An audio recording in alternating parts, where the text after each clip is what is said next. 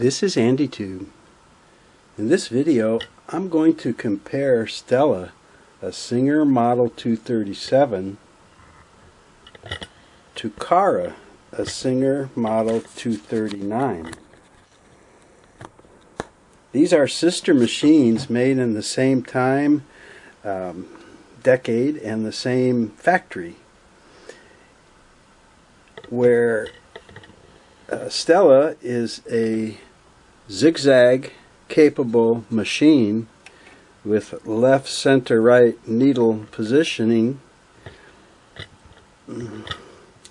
Cara is a straight stitch only machine, like a 404 or a 99K, 201, featherweight 221. You see that there is no fingertip control for stitch width, and there is no fingertip control for left, center, right.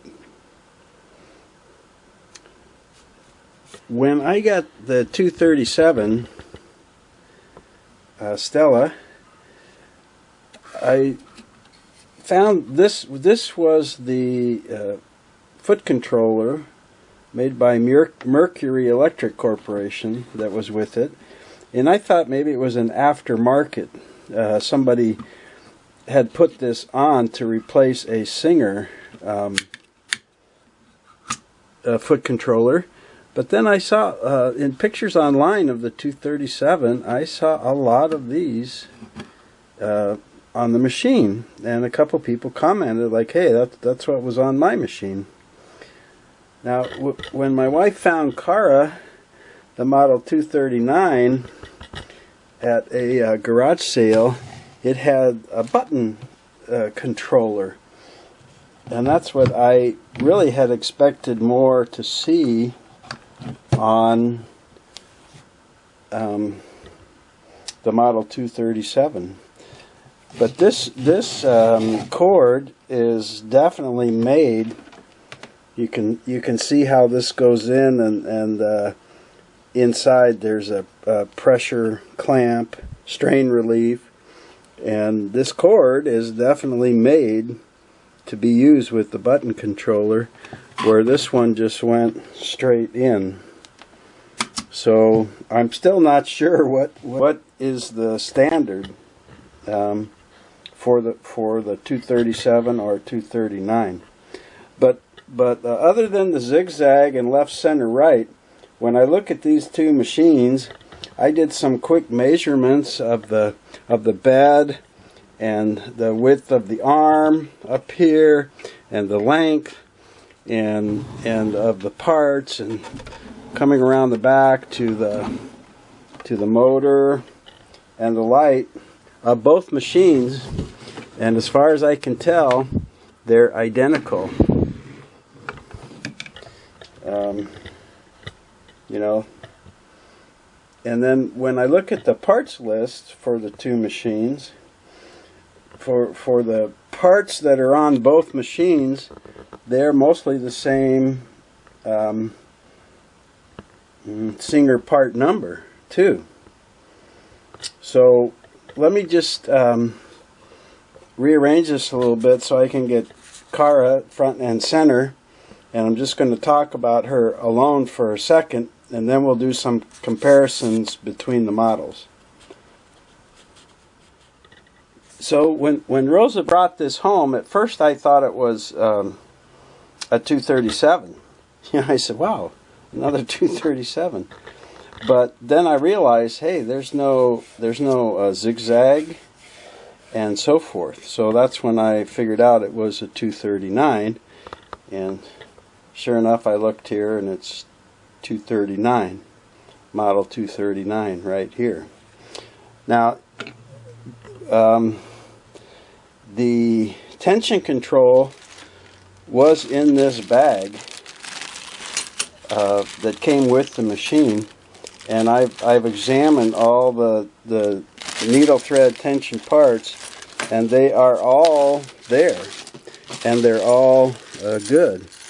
Even the indicator plate was included, and it's not cracked or broken.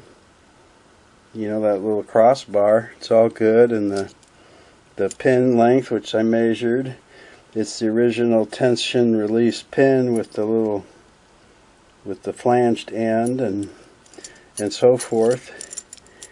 And I don't know why somebody took it apart, but and like most of the Singers, there's this plastic gearing on the tension stud. This one is cracked. So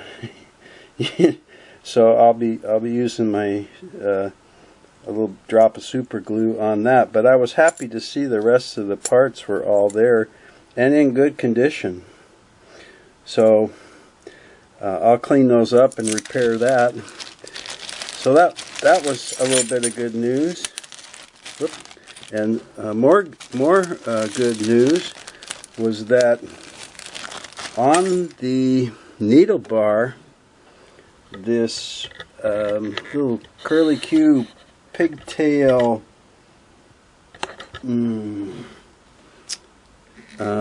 thread guide that like clips right on to the end of the needle bar. The dumb idea that I don't like, but at least it's here. On Cara, it's still in place, and the needle bar jib, needle clamp jib, is still inside. So that was good news. I'm not going to have to, you know, make some kind of a little thread guide again. And I think I'm going to try and take a close-up picture of this, or maybe a couple of them, and put slides right here in the video so that you can get a look at that. You know, if you have this machine and you see it, no problem. But I didn't have it on the other, so I couldn't show a good picture of it. Now I will.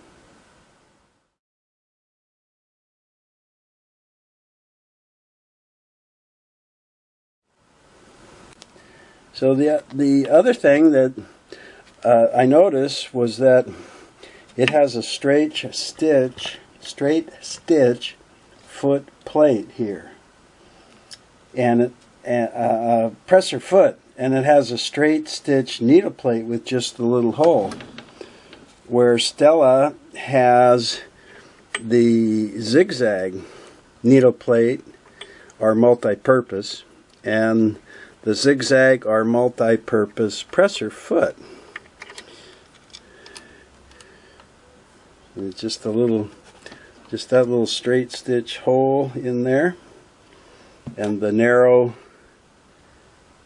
presser foot. Now there's a lot of people who feel that this presser foot and needle plate will give you a superior straight stitch, because the presser foot is so close to the needle on both sides, and there's just a small hole for the needle, where on the zigzag it's a big oval on the needle plate and an oval opening on the presser foot, and that allows the fabric to pucker up and down a little bit while you're sewing.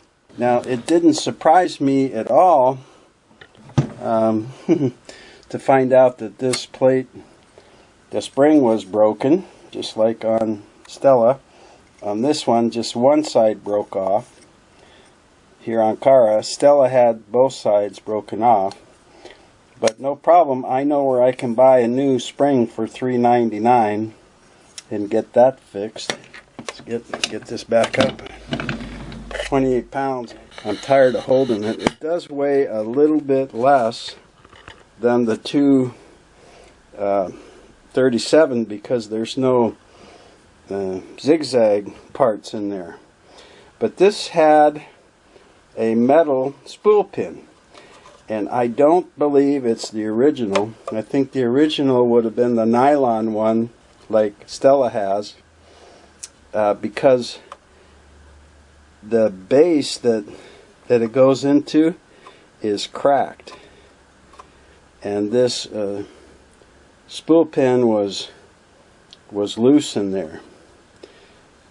So I don't know if it got cracked from tipping over and the original one snapping off, or this metal one doesn't seem to have a bigger diameter, but it wouldn't stay. So I also glued that in place, and now it's sturdy, and I don't have a problem with it. And the fact that it's metal, that's fine.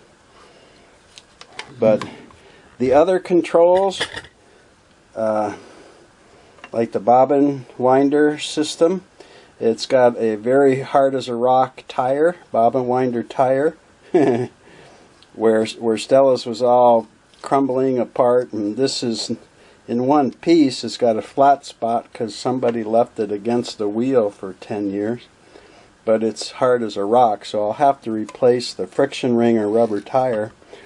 But the bobbin winder tension disc is exactly the same, you know, and even the size of the cover plate and where the screw holes, they're interchangeable. And the feed control parts are all the same. And let's go around back here. The hand wheel, the stop motion screw, that's all the same. The motor bracket and heavy screw is the same, and as I said, the motor and belt, everything is all the same. The light fixture is all the same. The switch is broken, and the screw and lock washer are missing. And these parts are not on the parts list. So I don't know the size of that screw, so I'm going to have to rig something up to get that light back up there. And I'll have to take this apart. I didn't take it apart in the Stella videos because I just figured most people aren't going to do that, but now I'm going to do it. But anyway, all I did with this machine was I wiped it off with a damp cloth, and I put a little bit of oil on it because I wanted to see if it would run, and it does.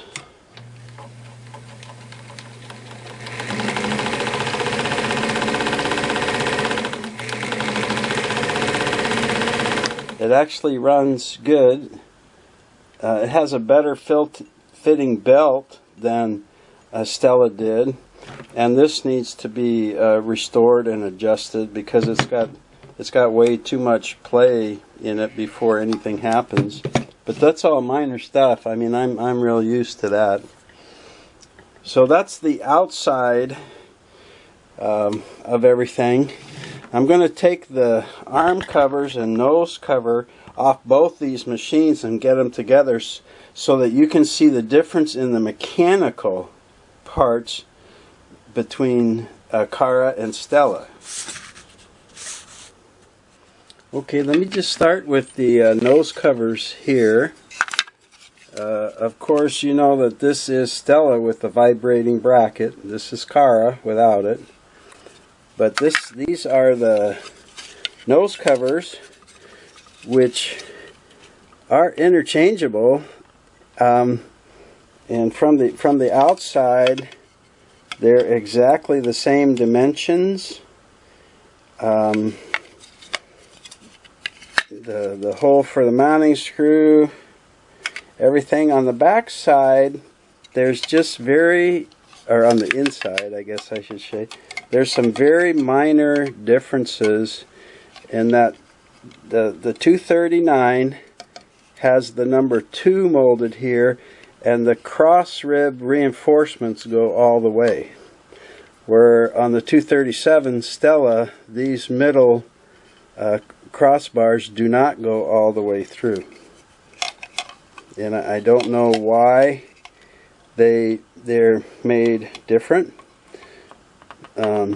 Maybe so they could tell them apart at the factory. But all the dimensions and the fit and everything else is the same. And it's kind of the same similar. I shouldn't say same, I guess I'll say similar on the arm covers. See, this top one is for the 237, and you see the dimensions, and I've measured them a little bit and put them together, and these are much more the same, except if you see this this hole up here, which shows like an oil port in the records, it's molded very deep here. It's almost like to hold another spool pin, but it's not. And on this one for the 239, which again has this number 2 molded in, you see it's not reinforced or raised up. It's just flat. But the position of all the oil holes are the same, and the bobbin winder and the parts and position of the bobbin winder tension discs and attachments. And then here you see that little square nut that's on Stella's bobbin winder stop. That's what was missing on Cara's. That's what I gotta I have to rig something up for that or find something. So other than this number 2 being molded on the 239 cover, and then on the 237 this raised part here in the molding, they are also both the same setup. So it's interesting, both of those had the number 2 molded on them. And let me lower this camera here now, and we'll get see if I can get in here at the nose ends a little bit. So if I put the 237 into zigzag position and turn the hand wheel, you'll see the vibrating bracket start swinging back and forth to move the needle for the zigzag stitch, right? But behind it, the pressure bar is the same as the 239, and the bushing here and the control knob, the pressure control, the extension pin, all these parts are all the same. That's exactly what's behind the vibrating bracket on the 237 zigzag model. And the needle bar itself is similar as far as the connecting link back to the take-up lever, except here you have a built-in bushing molded into the body at the bottom and the top up here. And you have this bushing extension, I'm going to call it, to support the top of the needle bar and the bottom of the needle bar. Where on 237, those parts are not there. You see the vibrating bracket is made with the bushings for the needle bar. See how this is just slim. This casting here is just for the pressure bar, but over here there's a whole extra big piece to hold the bushing extension, and down here on the 237 zigzag, it's the same thing. The pressure bar bushing is molded into the casting, but there's nothing over here in the casting, so that's why you have this little bushing arm off the vibrating bracket. So those top and bottom bushings are what guide the needle bar and keep it in place. over here you have the bushing at the top and the bottom that do it. And what I found interesting was even when the needle is all the way down, full extended, on the 239 Cara, it's still supported by the top bushing. But when you get to the 237, when the needle bar is all the way down, it's not supported up here by the top bushing.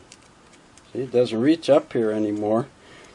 But there's a middle, there's a third bushing here in the middle of the vibrating bracket, because you want to support the needle bar all the way for strength. Okay, so there's nothing over here to hold a middle bushing, so that's why they put this bushing extension all the way down to here, so that even when the needle bar is all the way down, it has support up at the top. And then if you remember over here, if you remember, if you saw setting the needle bar height, when Stella's needle bar, the 237, is all the way down, the top timing mark lines up with the bottom of this top bushing.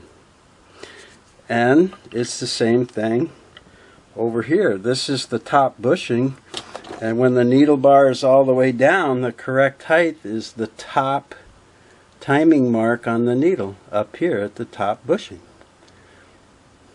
Okay, so the take-up levers and the crank are all the same. They all work the same way, the same size, the same parts, and interchangeable. So that's interesting to me. Singer does this quite a bit on what I call sister models, and it's good to know, because I'm sure the 237 is a more popular model. Just like a 401A is more popular than a 404 straight machine. So if you broke this take-up lever or a part in here, or bent a needle bar or something like that, or have a damaged or missing tension, the needle bar and the take-up system and the tension unit on Cara or a model 239, they're all the same. So if you were looking for a part for your 237, man, I can't find it, or wow, look at the price they want, you might be able to search for a 239 that is not as popular and say, oh, look at that. They have the part. I can get that part easier, or I can get that part cheaper. And if we go down on these machines a little bit more, and it's kind of dark down in here for me to get a view. Let me see if I can move one of these hand lamps. But the hook race and the hook cover and the bobbin case and the hook, they're all the same on both of these machines. Okay, so the needle plates are different, but everything below that needle plate, even to the front of the hook, is the same. But the hook in there and bobbin case, hook race, the cover for the hook race, those are all the same. And I feel that you could exchange those parts if needed. So that was interesting to me. Okay. Same thing with the motor, the hand wheel, the stop motion knobs, the light fixtures, all those kind of parts. The lift lever, back inside here, the tension releasing lever, They're all the same. They're all the same stuff. So let me get these rearranged a little bit so we can look in the top. And that's where you're going to see a big difference between these two models. Okay, we'll try this a little bit. So, it's hard for me to get both of these in here, but so this is just the straight stitch 239 Cara. It has the main horizontal arm shaft going up to the counterbalance and the forked feed, right? And the feed forked connection, and for the feed rock system and the bobbin winder. That's it. You see that? So simple. Kind of like looking at a 401 or a 404 up here. It's the same principle.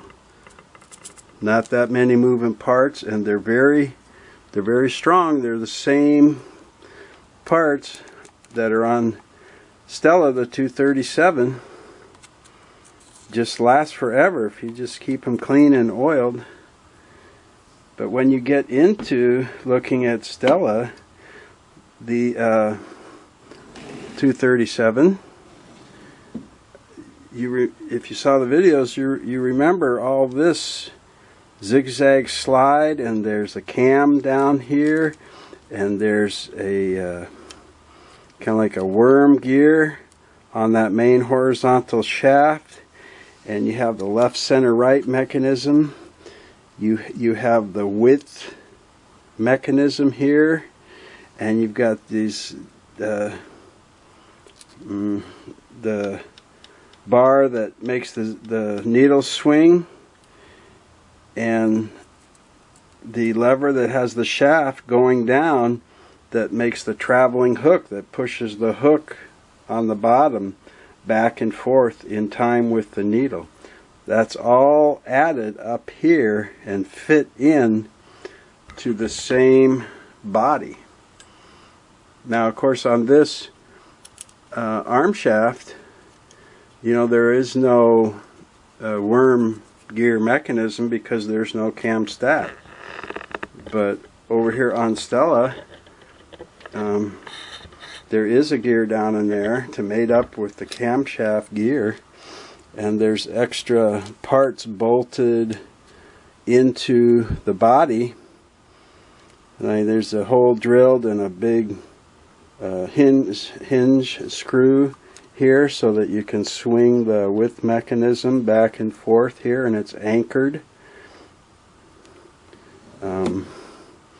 Where on Cara, that part of the body is cast there for that, but there's no hole drilled through it for the screw because they don't need a screw. Same thing with this vertical shaft that's going down to run the hook mechanism that moves back and forth. That part of the body is also cast here into Cara, but no big hole drilled for the shaft because they didn't need it. So this part and this part are all the same, but no holes drilled in it to hold the zigzag slide and the hinge screw in the back and so forth. So there's a big difference when you look at the top here. But again, the bobbin winder lever and parts, all the horizontal shafts that go down for the feed are here. The main arm shaft is the same. The counterbalance up in the front, the two take-up lever systems, they're all the same. The actual needle bar and presser bar are the same. The hook race and the hook housing, and the hook itself, the bobbin case, bobbin, slide plates, they're all the same. Everything is all the same. And that's very similar to other machines where the earlier or lower model number of a series is the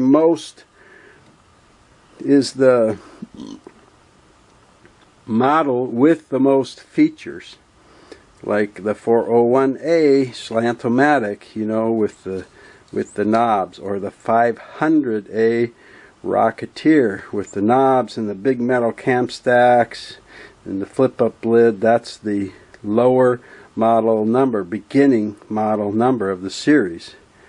Then when you went up to the 239, then that is a less featured model. In this case, just straight stitch only. With the 401, you had a middle model 403A that had a pattern selector. You could put one cam on and a flip-up lid and a width control. So the 401 was the most featured. The 403 had zigzag capabilities, and you could use pattern cams, but it had no built-in metal cam stack. And then the 404 was the straight stitch only. So that is similar in their models as you go along. Once you got into the 600s, boy, they really started. I can't tell you how many 600 model numbers there are in 700.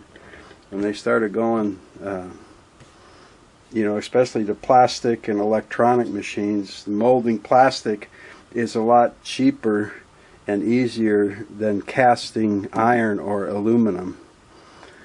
Of course, that's why they did it, to compete with Japan and Taiwan. The other thing you'll notice is that the cover plate or face plate on the 237 Stella is kind of this goldish color, and the one on Cara is, see if I move this a little more, get a little more light here, is more of a salmon color. I call it salmon, I don't know, pinkish beige, more of a salmon in color, but they're the same size, have the same red Singer S, you know, the same openings, same screw pattern. This has a big Singer up here to fill in this area because there's no left, center, right, and there is no stitch width, you know, but even these parts are the same shape and stuff. Okay, so hang in there one more time, and I'm going to flip these on their back so that we can take a look at the underside, and you can see how simple model 239 Cara is compared, because there's no traveling hook mechanism on that. Okay, this is Stella, the model 237, the zigzag, and you can see the feed lifting, feed rocking mechanisms here that lift the feed bar and rock it back and forth. You can see the housing for the hook with the hook down inside there and the hook shaft. And now over here is where it gets a little more complicated, where the rock and lift come down here. This piece is different right here, because that vertical shaft that comes down, that ties in with the zigzag slide, is coming down in here with a slide right between these two bushings, and that's what makes the hook travel back and forth to make the zigzag. See if I can get that going at all. Oh, I think I took it out of, yeah, let me put it back in the zigzag mode. There we go. So you're gonna see the shaft and the hook housing and everything moving left and right. There it goes to the right, and it has to oscillate at the same time. And there it comes back to the left, then to the right. So besides oscillating with this slide mechanism, this shaft is longer because it has to accommodate that lever that comes down on the vertical shaft to push the shaft back and forth. And if we go look at Cara, maybe I can zoom in a little here. A little light down there. Everything over here is the same. You know, the feed bar and the lift and the rock and the housing for the hook and the hook shaft up to this point, it's all the same. But this hook shaft is shorter because it doesn't have all these extra pieces to rock that shaft back and forth. It just has to make everything oscillate. So you've still got the slide here for the top bar, and you've got the link that goes up to the horizontal arm shaft right there, right? But you don't have this extra fork coming out here and the longer shaft to be pushing that shaft back and forth. And all these bottom, the feed rock and the feed lift, all those shafts are all the same. So I don't know, let's see if I can, maybe I can back that out, maybe I can get those ends closer together. You gotta remember, these machines are like 27, 28 pounds. I beat up the top of my workbench filming come on, filming up. Yeah, that's what I was afraid of, filming Stella. So see that extra part there? Right there. It's like a fork that comes off, and it's got the slide in it, and a crank that goes, and then the lever that goes up the vertical shaft. Over here there's none of that, right? It's just not needed. Look how short this shaft is. It only comes to about this far. The extra length of the shaft is to accommodate the traveling mechanism, the mechanism that's going to move the hook back and forth in time with the zigzag motion of the needle. Now, as far as the body castings, the little legs and so forth down here, it's all the same. Everything same body and many same parts. It's just Stella, for her zigzag operation, had to have some extra parts. And that's why I said that the straight stitch machines like this, and the 66, the Model 15, and 101, 201, 401, 99K, the straight stitch machines, that's why they're still working 100 and some years later, many of them, is because look how, I mean, it's very strongly made, but look how simple it is too. That's why I said, if it's just kept clean and lubricated, it could sew for another 100 years. Easily. You know, and the belt and the needle and things like that wear out, those are easily replaceable. The tension unit, plastic, on this machine would probably, parts would break someday, but that's why I buy spare parts like that for all of my wife's machines, so they break 10 or 20 years from now, I've got the part. Very nice. Okay, I'm going to get Stella out of the picture here and get Cara, darling. Cara means darling. And get darling set up here and just run the motor a little bit and take one last look at her. If you want to see more of Stella, I've got, I don't know, 17 or 18 videos of her in this series on our playlist, and you can watch all of those. So I'll be right back. I know, I thought I said that was going to be the last time, but I changed my mind.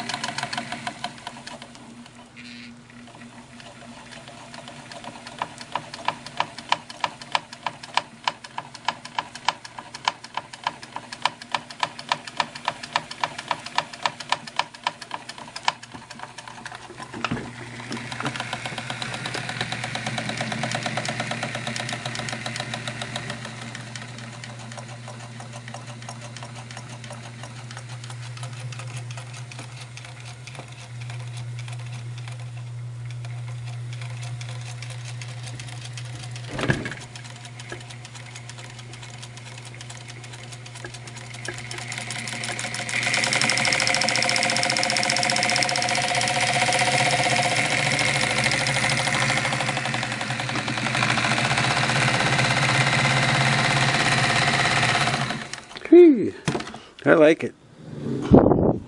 I know that sometime when I get to it, I'm going to restore Cara, and I'm going to hang on to Stella because I think I'm going to try and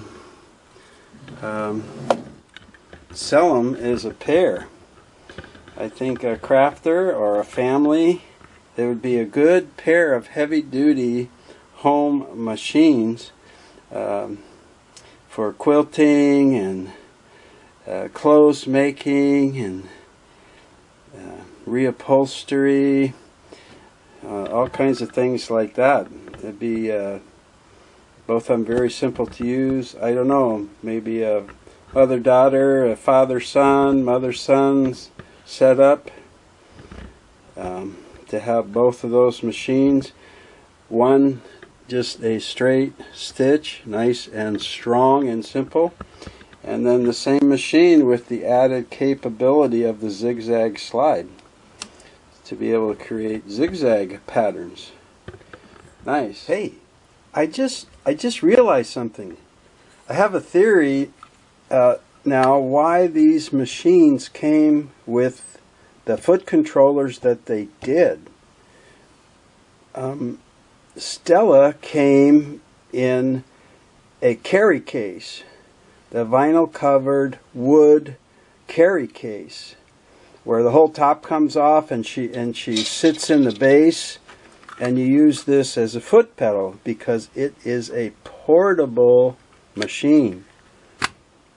And when my wife brought home Cara, it had these lollipop hinges attached to the back of the machine. And these are the two hinges that screw into a cabinet, a Singer cabinet, so the machine can drop down in and you fold the lid down on the cabinet, or you open the lid and you pull up the machine and it rests on the cabinet for sewing. And this is the best pedal foot controller to use in a Singer cabinet because there's a special bracket this slides into, and the knee controller arm, when you move the lever with your knee, it pushes right on this button. So Cara was sold in a cabinet and therefore had this foot controller to be used in the cabinet. Now this can be used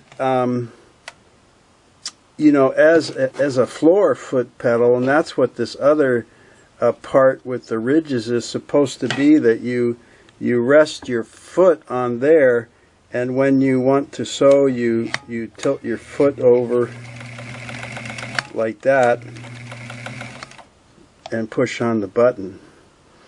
But that is why, because even the little bit of sewing that I do, this type of pedal is much easier to use as a foot pedal than the button. Oh, that's the deal. That's my story, and I'm sticking to it. Okay, that's the end of Stella series. That's going to be the last video I do for her. Since my wife picked up this 239, I thought I'd sneak it in here at the end. Thanks for watching my channel. Any of you that do watch the whole series, I hope that's very enticing to bring you back. Hope to see you again. Take care.